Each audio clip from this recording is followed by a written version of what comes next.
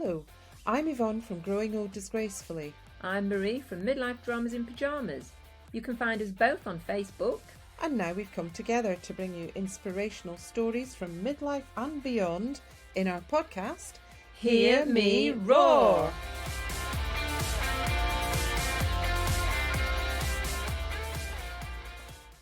This is a slightly different episode today because we have to give a trigger warning at the very beginning. The subjects covered today involve child sexual abuse. And so if this is something that you can't listen to, then now might be a good time to switch off. However, it's a positive discussion. We're talking to Jenny Hodgson, and Jenny's going to be telling us about some of the techniques that she used that helped her live a positive life even after going through the most horrendous trauma. Have a notepad ready if you want to take some notes as Jenny explains what she's done as we go along. And the show notes for this podcast will include some organisations that might be able to help too. So after what felt like a light bulb moment in her teens, Jenny changed from being a laid-back kid into a highly driven, slightly obsessive perfectionist. A published writer at 21, winner of scholarships and an Ivy League graduate, she became a fast streamer in the civil service, so that's where you shoot into the senior civil service, before moving into the private sector. She even featured in a national newspaper for her achievements. Then she hit her 40s and everything caught up with her. And her life, as she knew it, changed forever. And now she's getting back to being that laid-back kid, and she's living a new type of life that she never even imagined was possible. So let's go and meet Jenny. Hi, Jenny. Hi, Jenny. Hi, Yvonne. Hi, Marie. Nice to see you. Lovely to meet you. Lovely to see you too. So hands up here, you are somebody that I know already, and I asked you to come on because you are one of my personal inspirational people, simply because you never blooming stop. You've got your fingers in every pie. But you said that you weren't like that as a teen. You were far more laid back. And then you had a light bulb moment in your teens that changed you into being far more driven and perfectionist. So take us through your early experiences and what made you change how you approached life. So, at the time, I didn't really understand what was happening to me, but it was kind of wonderful, actually. I was a real tomboy. I loved playing football with the boys across the road. I didn't have a huge amount of interest in school. I was very much a CD student, just very, very average. And I much preferred playing out to reading books or anything. This was just how I was. Played, Lego, football, things like that. And one night, my mum had gone to bed early. My mum was really ill when I was a kid. She used to go to bed early. And I remember it was Channel 4. I've got to thank for this. And it was an art programme, just happened to be on, flicked on. And I saw this image and this painting, and it was as if a dart had gone through me in a way. I felt this huge sense of recognition. It was a really strange experience. Almost like, at the time I believed it was deja vu or past life. I was trying to understand this as a 13-year-old. And it was about Dante Rossetti and the Pre-Raphaelites, randomly, who I'd never heard of. I'd never had any interest in art at all, or literature. From that, well, the next day I remember, telling my mum about this marvel that I'd seen on TV, and I had to know more. So that's where it all started, my interest in, first it was the Pre-Raphaelite Brotherhood, then I moved on to poetry, and I just read book after book after book, and it was like this awakening in my life. I felt all these new worlds were opening up to me. I just was living in a whole new world, but on reflection, and now I kind of understand better, it was a world of escapism. And I was really lucky that I feel like my brain found such wholesome, interesting things. I could have gone into drugs and drink to escape, what I'd been going through. I was abused as a child, and I'd had quite a few years of really, really struggling on my own. And then this was, I call it my light bulb moment, because in a way I feel that I was saved in some way. Mm-hmm. And it's, I just feel so lucky in a way. I think I probably was having a crisis moment at that time. And thank goodness for that. Wow, and that kind of drove the rest of the next few decades of your life, didn't it? Yeah, I mean, it's something, I guess I came a bit obsessive. I was really lacking in self-confidence and self-worth. I had a lot of shame and disgust about myself, and I never felt I was good enough. So I worked and I worked and I worked. And then quickly, because it's quite, like Pavlovian, you work harder, you get better grades, you get praise and applause. So, at university, I used to get up at 4 o'clock in the morning and start work. Wow. So I could be 4 hours ahead of anyone else around me.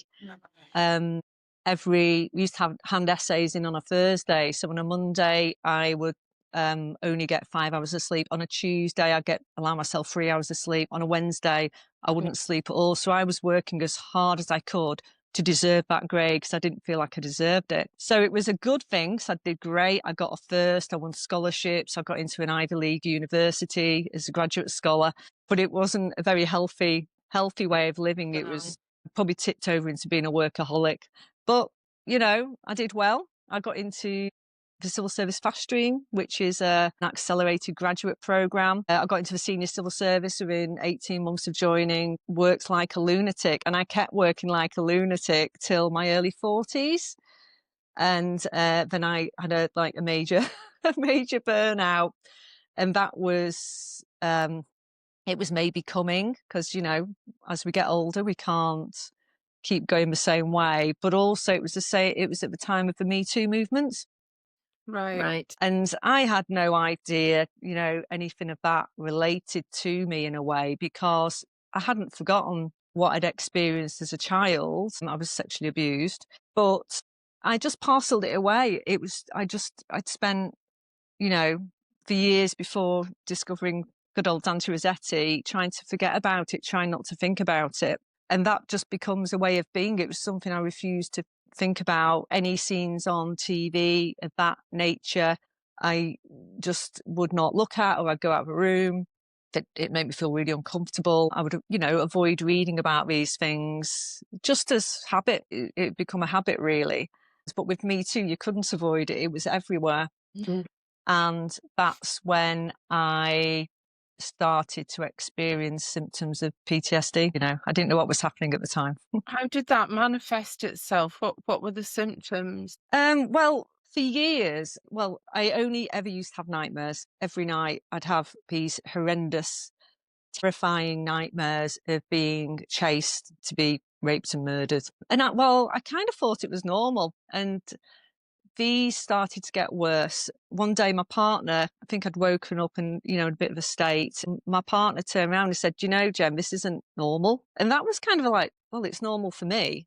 This isn't normal. Maybe you should go and get some help. And it never occurred to me that I could change that. I was so, when you've had 30 years of it every night, it's completely a normal experience. But these nightmares started to get so bad, I was scared of going to sleep. I just read what I was going to experience. And that's really where my journey to understanding why I was as I was, why I was having the nightmares, why I was so driven. It was almost like, and I was aware of this, if I didn't have my head really into something, like my work or something mental to keep my mind occupied. I mean, I always had to keep myself mentally on the go, because if I wasn't, I would really struggle with, depressive thoughts and anxiety and things. And I just, it was if I just couldn't do that anymore. So do you think you were running away from it, basically?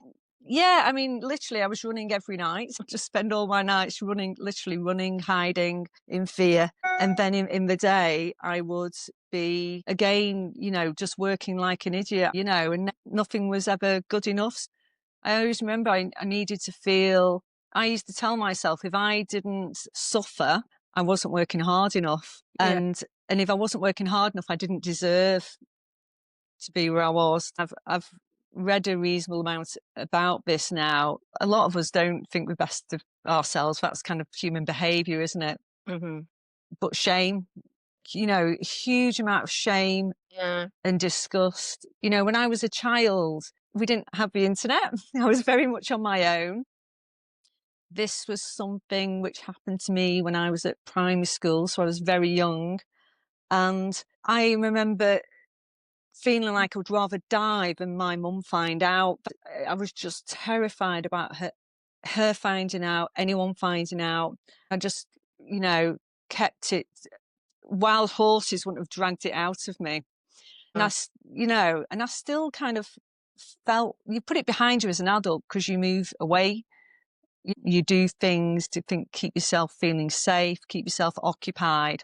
But again, when I hit my early 40s and there's people telling the stories, there's things which resonated so strongly with my experiences. It was suddenly like I couldn't stop it coming out. I had to get it out. I remember this feeling of wanting to tear this dark, literally this dark secret from within me and just to go get it out. I had to get it out. So at what point did you come to the acceptance that none of this was your fault? Because obviously with an abuser, it's pinned on you. It's your fault. Oh, You're yeah. the one that feels the shame. That's how you're conditioned to feel. What brought you to the point where you could go, actually, that wasn't my fault? I'm not going to say I still struggle with it, but it's something which I will say even now with everything I've done, I'm not 100% able to tell myself that I'm not to blame because I can still, I'd like to imagine an alternate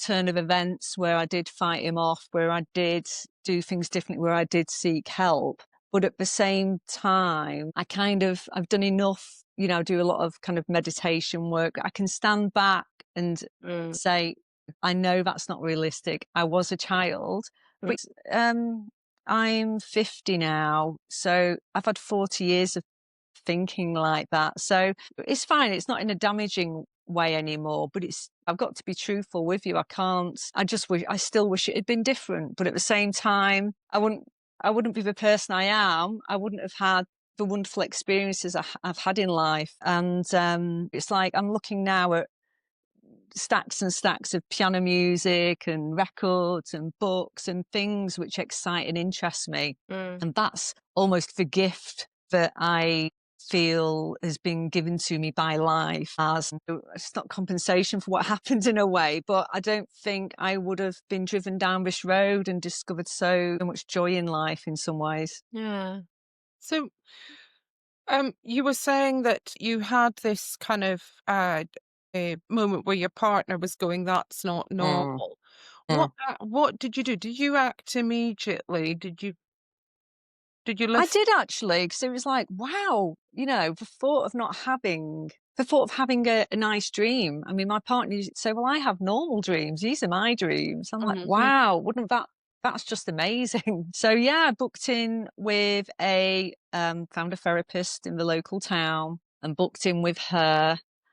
And it's like a lot of the things, you can have symptoms, but what's the cause? And I wasn't really at all, hadn't occurred to me there was a cause underneath, these dreams really. Because again, you parcel abuse away. It's a little box, all shut up, tucked away. But what you don't realize until you maybe go into therapy or learn more about trauma is that, it's actually a bit of a leaky box. Yes. And things are seeping out. And then someone once described it to me as a Pandora's box. When it opens, all hell lets loose. And it is there. And actually, it is best dealt with and it can be dealt with. And so very quickly, this therapist got to the cause. Right. and she linked them up. I had no idea that being sexually abused could result in nightmares, could result in depression, could result in anxiety, could result in maybe obsessive behaviors, avoidance tactics, and it was like, wow, I just had no idea. But I think I'd not wanted to even entertain that and go down that route, maybe, No, in my head. you probably had to be at a stage in your life when you were ready to face that, because Yeah. no box is ever going to be leak proof, and what happened to you will absolutely have impacted your whole life, even though you wouldn't have thought so at the time. Yeah, and that was what was now. Again, is another light bulb moment, I guess. It's like that light is, shone on.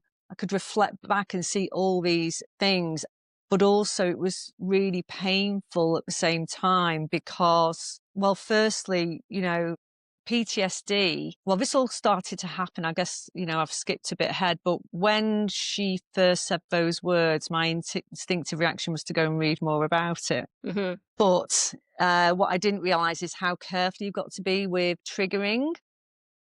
So I got a book, something like The Body Keeps a Score, which is a really well-known book, but there's examples of trauma that you read about. Well, it was at Pandora's box opened, and before I knew it, I was reliving what had happened to me. Literally, I just remember this awful moment, which I think, if I just give you this one example, you'll have enough. I was just going to the toilet and I pulled my knickers down, and suddenly it was him pulling my knickers down. Literally in that moment, it was awful. It was so real. It was so real. And what you learn about PTSD is your brain is reliving these shards of experience which are too traumatic to process. Yeah. And like the dreams, now I understand it was my brain trying to process that fear of getting kind of chased and kind of caught by that person again and again and again. But I could never process that because I could never get through it. Yeah. But there is a real positive because there are things out there that can help you process those memories. And that's what I was lucky enough to be able to access and really change my life and turn my life around. So I did have some talking therapy, and I have to say that while it was maybe helping me understand more about my experiences and how those might have led me to be how I am. So, for instance, I always thought that I was depressive because of a serotonin imbalance in my brain, because that's what, that was a common explanation for depression. I've just got a chemical imbalance. But actually, I now know that trauma leads to depression. Yeah. And I now know that since I've had my treatment, it's lifted and it's never come back. I feel like a different person in that respect. Again, you can tell yourself that this is who you are, this is your personality, but actually it's not necessarily. And that's where I'd want to give out a real message of hope to anyone who's experienced similar things to myself. And I know there'll be a lot, because when I came out about my experiences, I was astonished and very horrified at how many female friends I had who'd also experienced various levels of sexual abuse. Wow. But yeah, back to the therapy. So I, again, was very lucky. I had a friend who'd been a counsellor, and she recommended a charity that she knew of that could provide me with various types of therapy for PTSD, should I qualify. And I initially did a little bit of talking therapy with them, but wasn't really progressing. And they recommended me for EMDR, which is eye movement desensitization and reprogramming therapy. I've heard of that. You tell us about that. Wow.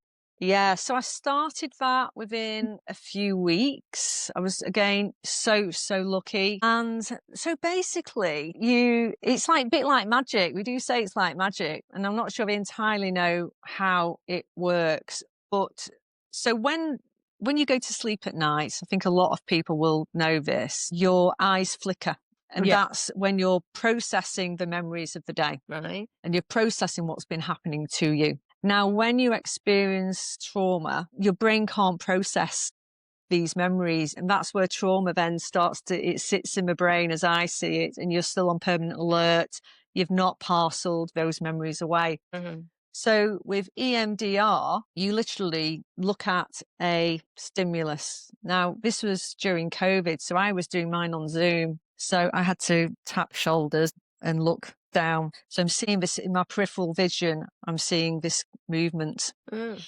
And then what you do is you work with your therapist. It was very, very difficult, but it was one of the best experiences of my life, actually. I think what I experienced, if everyone could experience it, you don't necessarily need to experience trauma to do it. But that reprogramming of those memories was incredible. So you have to relive what happened to you, which I was so shocked at first when she told me this. And surely I can't do it. But I was given the reassurances and I read up about how effective the therapy was. And so I'll give you one of my memories because it's not, sexual. It's just one of the things that was done to me. He would beat me as a warning not to tell anyone, and wind me. So he'd hit me kind of in my diaphragm. And I remember being hit in my diaphragm and not being able to breathe.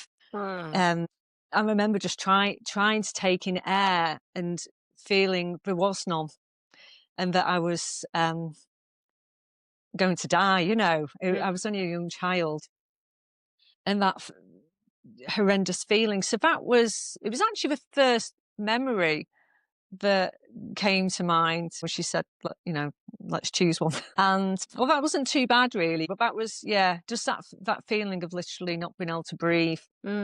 And so you started the tapping. We did some meditation first, going to a safe place, because you've kind of got to get into a good mental state to do this. So don't go trying this at home. Do it professionally if you're listening to this and you might think it's useful. You do need a professional therapist. I'm summarizing here. So you're doing the tapping whilst I had to go over and over this memory and speak it out as I was reliving it. It was really, really difficult. And I kind of went into a dream. It's like a dream state. It was like I was awake. I was looking at the camera, but I was dreaming. So I guess maybe you're self-hypnotizing. And I'd go over and over, being punched in my breathing and punched in my breathing and punched in my breathing. And then suddenly he's about to punch me. And I just remember I stood back and I took a big football kick. So I was keen on football as a child. And I was, a child as I was remembering this. And I just remember kicking him and he just kind of just zoomed into a distance where I couldn't see him anymore. And it sounds silly and cartoon-like, but in that moment, my brain had processed that with an acceptable ending, an ending I could deal with. Even though it's not real, it didn't matter. And it sounds simplistic and it sounds childlike, but that's forcing that processing of that memory. We went from that to obviously more difficult memories, but you're processing them like you're in a dream. But then they really did go away and they cease. I can think about what was done to me without feeling intense emotion, without feeling upset, and without feeling fear and unsafe. And it's just now, instead of feeling like something I can't bear to think about, or something that makes me feel anxious or tense or, all those things, I feel safe. It feels like something that did happen 40 years ago. And it's obviously not okay that it happened, but it's something that I can now see as it's a part of my life. I wouldn't be where I am today, and I'm just so happy and thankful where I am today and the experiences I've had in my life. And it's made it just another experience, really. And that's finding a good therapist and a good counsellor is absolutely key, isn't it? Because that's what's brought you to this point, that you found somebody who could work you through it and knew what you're doing. And I think the message, if I was going to say anything about this, is never give up. There's so many different therapies. There's so many different things you can do. I mean, I've done a lot myself as well. It's not just the EMDR. So, I do meditation. I got the Daily Calm app, took out a lifetime subscription, 10 minutes a day, start off with that. I was trying everything, and some things you feel connect and work for you, and some things just didn't work for me. Journaling. Yeah. Yeah, I had to go at that. Knitting is a big one that really helped me. Again, it was just a way of focusing my mind on something, but something I could pick up and put down, because by this point this is over kind of an extended period really, but going through that, while I've maybe made it sound quite easy with the EMDR, for a few days later, you kind of go through this processing in your brain. It's like, I remember it feeling like what's going on with my brain. I could feel things were happening with my brain, and it's like, called it rewiring. And this again is something which really interests me and has given me so much, I wouldn't say hope. It's like, I know I can change the way my brain works now. I know I can change those patterns of fear and anxiety. I can change those, and I have changed those, and I will continue to change those. So meditation, getting healthy, interesting hobbies that relax and calm, cold water. The whole Wim Hof method was a big part of all this as well. I call it my little toolbox. Yeah. So I've if I'm seen used pictures to, of you on Facebook in your ice bath. well, we have a friend. I've had friends suggest it to me, and at this time we had a really cold winter, and someone suggested it again, and it was around the time when I was doing the EMDR. And they said it can really help calm and lower those cortisol levels. And anyway, we've got a stream at the bottom of our garden. So I literally went and I threw myself in the stream. I just laid in the stream. Yeah, it wasn't a very big stream either. I just laid in the stream. Ophelia there's Edward Millet's Ophelia. There's like that, but a lot less elegant. Laid in the stream by a bridle way. But wow, I felt incredible. And I've got to say as well that the cold water, I've got to say, for about 3 days prior, I started with cold showers. So threw myself under. Break yourself in. Well, I just wanted, I didn't know it was going to do anything for me. So the first cold shower, I remember just like huddling under. Absolutely, it was horrible. It was horrible. Timed myself for like 3 minutes. It was awful. But I was really, I was in that mindset. I was determined and almost desperate, really. I desperately wanted to be right. And, I was struggling at this point with fatigue. So, yeah, my first cold shower was awful. The second cold shower was slightly less awful. But I think I committed to give it, 5 days, something like that. I'm just quite right. I'm going to go for it. So the third cold shower. So something to tell you before this is, and again, this relates to trauma. You close down, you just close down, and you have to go numb and try not to feel these things. And then even after it, the emotions, it's so damaging. You feel so strongly. I did. These surges of emotions, but you kind of shut down. And my whole life, I've always, I'll smile and I, do the right things, but I felt pretty dead inside. And again, I thought that was just how I was, just kind of dead inside and pretending, really. Not that I didn't feel happiness, I'd feel a surge of something. When I was getting my head into things, like my meetings, I used to get a thrill from, achieving things, but it was very short lived and it was just like a lift up. So again, it's a bit of a high really, and then I'd be back down.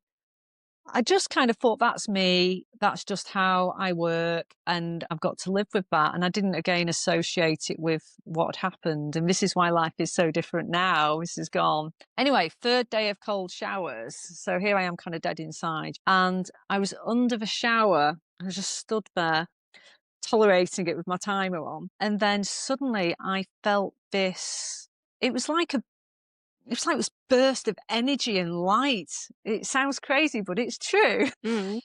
Went through me. I had my eyes shut and my head down, just getting through the shower. And I remember feeling this like explosion of joy and happiness. It Yeah. was like, yeah, it was like nothing I'd ever experienced. And it was like, it lasted maybe a few seconds. And I got out of that shower and I thought, it's inside me. This is Mm. inside me. I can feel it was just joy, Mhm. pure joy. And from that was when I was like, I am doing this every day. If I can just feel that for a few seconds every day, I want to feel that. Yeah. And so that's when I threw myself in the stream the next day.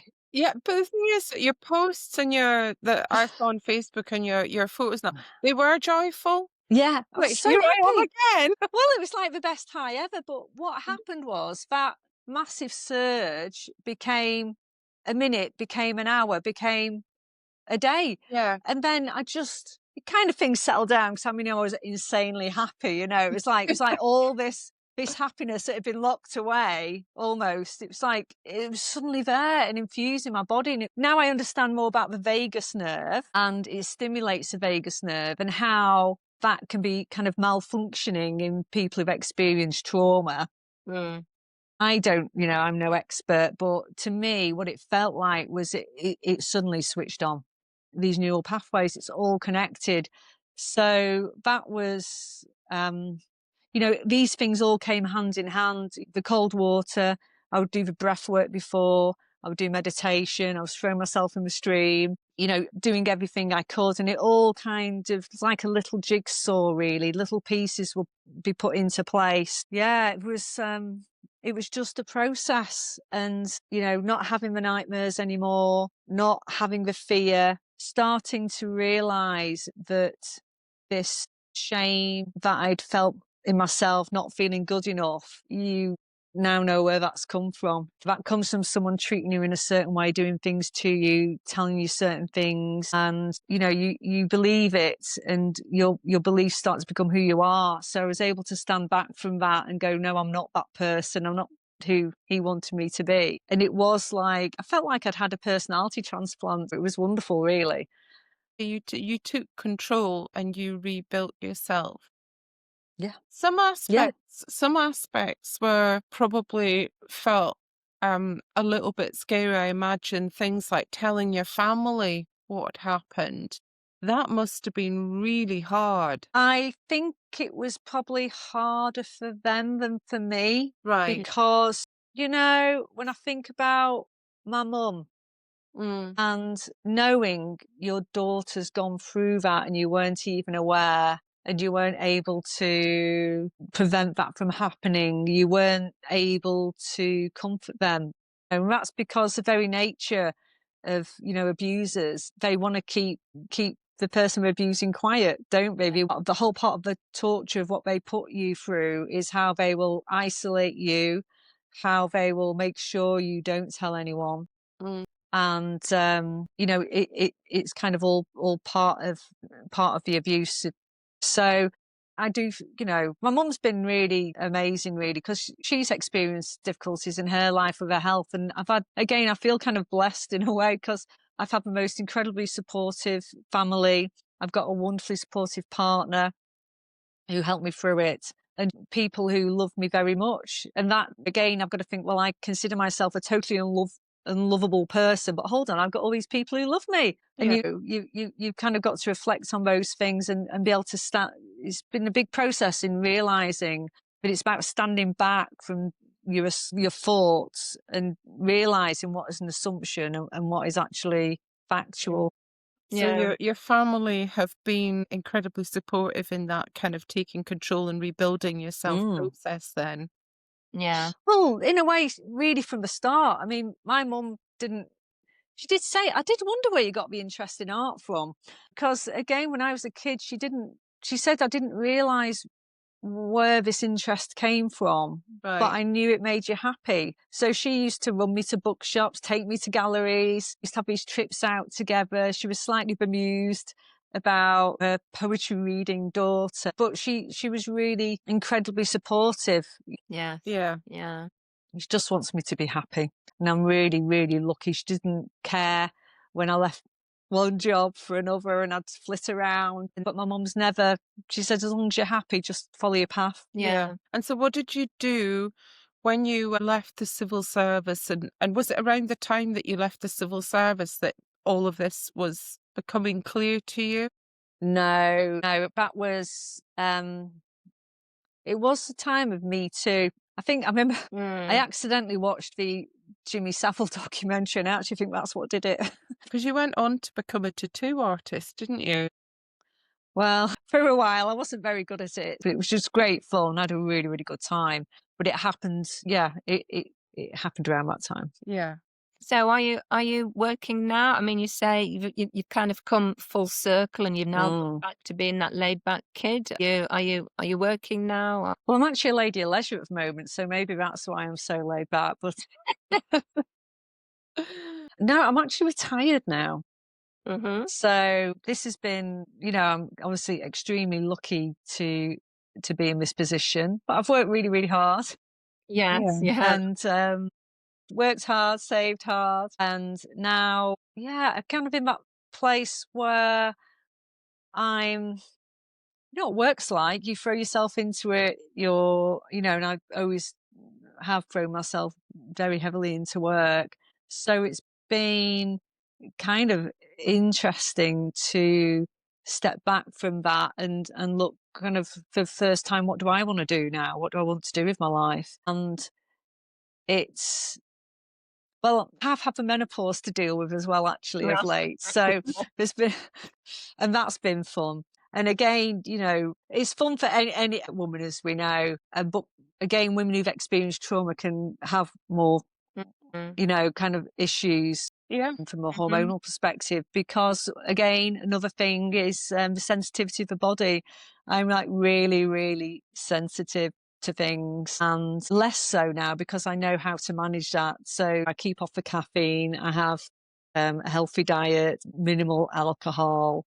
Mm. I sleep like a baby now, which Oh, is wonderful. yeah. And I look after myself, and I know that looking after my mind and body is what it's all about for anyone. But I do feel I have to do that. Yeah. And are we right in thinking that you also play in a brass band? Yes, I do. So, yeah, I mean, music's been one of my loves. It's something that's never left me. And my partner, maybe I think she wanted to get me out of the house. She's like, why don't you join a brass band? Okay. And so, yes, I play the euphonium.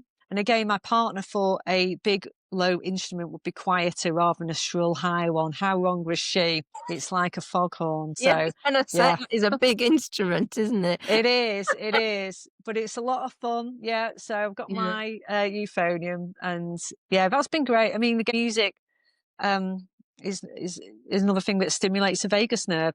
That's like these community choirs, the rock choirs and things like that. So many people are Yeah. joining those because it's literally doing special things to your body. Oh Music gosh, can be yeah. very healing. I love a good sing. If I'm down, Yeah, just belt it out the top of your yeah, voice. a good Yeah. sing really helps. Well, and this is it. And you probably think, well, it's just making me feel better and lifting me up, but actually Mm. it's doing real physiological things to your body. Yeah. It's that mind body connection. I got a book about the vagus nerve, and it was like, what's good for vagus nerve? Well, just so many things, and music is just one of those things. And yeah, so I can heartily recommend it. Yeah. And we're seeing a stream of knitting and increasingly complicated jumpers appearing on Facebook, Jenny. Yes, Oh, the have you gone 5-year beyond socks Gansey. then? You're onto jumpers. Oh, proper full on Fair Isle jobs. Wow. Yeah, yeah, yes. I've got a pair of gloves to finish, very fancy pair of gloves I'm on with at the moment. But no, knitting was again part of the therapy. So my mind was so exhausted because again, PTSD, you're just going into panic, panic, panic, panic, and it really it wears you out. I'd go to bed, try and sleep, spend the night being tortured, and wake up with black under my eyes, and I just couldn't Yeah. concentrate. It was really difficult, and so knitting, yeah, I don't know, I don't know where it came from, the idea to do it, but I remember my goal was to be able to count to 5 because I would get distracted before that point. Right. It's incredible now, but I remember that count to 5, and just that process of knitting's really basic. It really is. There's Yeah. only 2 things you need to learn. to knit and to purl, basically. Yeah. So just to do that knit stitch and be able to count to 5 was my goal. And it was hard at first, but I remember achieving that and then just keeping going. And again, we say we're knitting, Yeah. I don't know, but is that connection? Your eyes are kind of moving to and fro. It's very repetitive and calming and relaxing. And, Kind of fits. again, it's Oh, just one of sorry. those tools, really. Go on. I'm gonna say it fits in with mindfulness in a way, really, because Oh, yeah. you're pushing everything else away and you're just Them to focusing concentrate. Yeah. on what's kind of quite a tiny routine task. 100%. It's very, very mindful. Mindfulness. And again, it can be mindful and relaxing, but you can challenge yourself mentally if you want to do something a little bit, like you say, Fair you've got to do a lot of counting and concentrating. And just to have that concentrated effort, it was almost like training my mind and focusing my mind again. So again, I see knitting as, like crochet or maybe embroidery can be really, really powerful. But again, you can just put it down and pick it up whenever you like. So again, if there's anyone out there who is looking for techniques, there's so many things you can do which can help your mind. Whatever, it's like lowering anxiety levels, taking your mind off difficult things. I'm a big fan of crafting as well. Oh, Yeah. that's good. Knitting therapy. Well, It has been amazing, and we've really only got one final thing, which sort of feels slightly jarring in light of some of the things we've discussed. It does feel a little bit frivolous. yeah, but you know what? We're entitled to a little bit of frivol sometimes, aren't we? Yes. Can I just say though, it's not jarring because this is just life, isn't it? Yes. These things are painful, and I wouldn't encourage anyone to go shouting from the rooftop necessarily what's happened to them, because you've got to be prepared for what that's going to lead to. But at the same time, so many wonderful things have come out of it. And actually, I feel like I can face anything in life now. It obviously is an experience I'd rather not have had, but in a way now I feel really well set up for life. Yeah. Oh, that's That's good. so just fantastic to hear, because your episode is called Bouncing Back, and you absolutely have bounced back, and you've been so inspirational to listen to. Absolutely, yeah, definitely. Oh, well, thank you. Right, so we need to Cocktail, finish with our frivolous question. Yes. If you were a cocktail or mocktail, what would you be called, and what would your ingredients be, and why? Right. Okay. Well, I'm going to just hope, if you don't mind, refer to my phone, because I am such a geek. I did a little quiz so I could be told what cocktail I would be. So I'm told, as a result, I am a Recchia rhubarb cosmopolitan. What? How do you spell the first bit? Reyka. She's the lady off Gardener's World, which I am a fan of. Ah, right. And okay. she has an allotment. She Yeah. grows lots of really interesting fruits and vegetables and cooks with them, basically, and things like that. What was it called? Recchia? Recchia rhubarb cosmopolitan. Oh, okay. So it's tangy rhubarb with blood orange, which is a gin, shaken over ice with fresh lime. And I've got to consume it while looking pensively out of the window and debating my love life. Does that sound about right? Well, it's it's definitely a good one for someone who's a thinker. Well, that actually sounds quite nice. I think we'll look forward to trying that one. I love rhubarb. I mean, rhubarb gin Rhubarb is amazing, orange isn't it? So, Yeah. gin. I love that. Marvellous. I love a rhubarb crumble. oh, that too. I like a rhubarb gin. And on that note, I'm very hungry now. Yeah, and I want a rhubarb gin. Definitely. Right. Right. Thank you. Thank you so much, Jen. It's been fantastic talking to you. Yeah. And I hope that anyone who's listening, at the very least, if they've gone through a similar experience, that they take away some hope here that things can be better. And I also hope that they take away some thoughts on different therapies that they might want to try. I'd just say never give up. The human brain is the most isn't it like the most complex known organism in the universe or something? Yeah. Literally, it's the most incredible thing, and just have faith in yourself. I just remember being in a really bad place and someone saying, "Don't worry, it'll get better," and I was really angry with them. I was like, "How dare you say that to me?" But actually, it was right. It does. Thank Well, you so much. thank you for sharing your extremely Yes. inspirational story with us and our listeners. Well, thank you for inviting me. I really appreciate it. And Thanks, thanks, Jen. Jen. Okay, Bye. bye.